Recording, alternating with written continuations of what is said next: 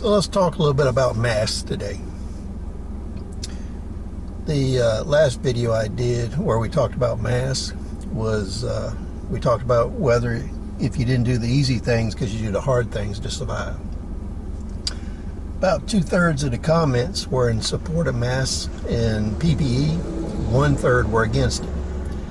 So approximately 30 to 35% of people don't believe that masks are effective, or they believe they violate their rights.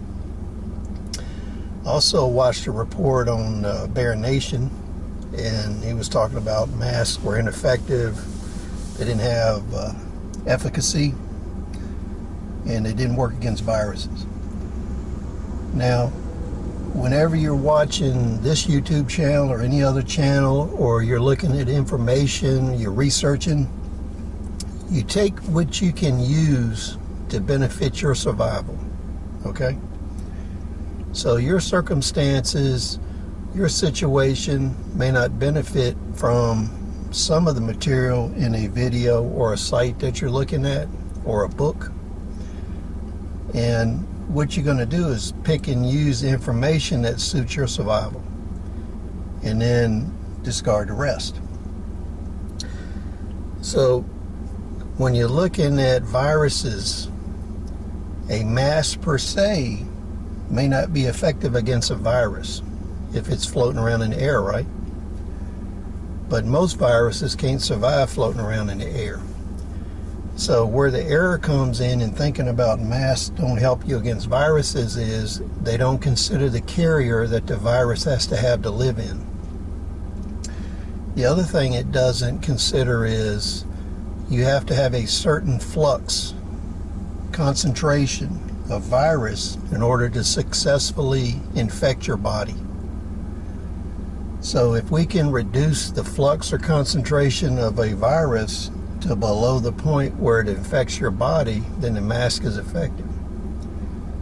And one reason it works and is effective is this virus in particular has to have a carrier to survive. So when you talk about airborne biologics, whether it's a biological agent, chemical agent, disease, virus, they move through the air, and you have certain pore sizes that restrict them, right? So when we're looking at COVID-19, it needs some type of water vapor, spit, some type of moisture that's related to the human body, or a moist surface in order to survive. So what the mask does is actually stops the carrier that contains the virus. So if you have a droplet of snot or a droplet of spit, that may contain millions of COVID-19 viruses. So you reduce the flux that you're taking in by not allowing the carrier to pass through the mask. That's why they actually work. So the second thing we look at is where you're situated at. During the Middle Ages, the way some communities stopped the Black Plague was they didn't allow anybody in and anybody out, so that's isolation.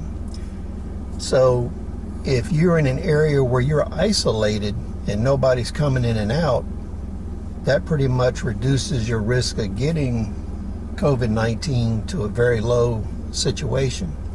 So if you're in an intentional community, a town, or whatever that's isolated, that reduces your risk with that methodology. So if you have people moving in and out of your area, or you're having to go to hot spots to work, the mask is a necessity. And as far as all this stuff I see about, concentrating your particles and concentrating CO2, the answer to that is people wear these masks, and more efficient masks than these, when they work in situations all day. And they have for years. Painters wear masks, doctors wear masks. So the issue is it's not causing them more harm than the good it's doing. So when you're looking at these things and you're evaluating this information, you got to evaluate it on a reasonable level. You can't pick and choose little minute arguments that fly in the face of how the item is designed to actually operate. So when you're evaluating a mask, you have to evaluate the carrier of the toxin that you're trying to eliminate. So go ahead, rate, comment, subscribe, and talk to you later.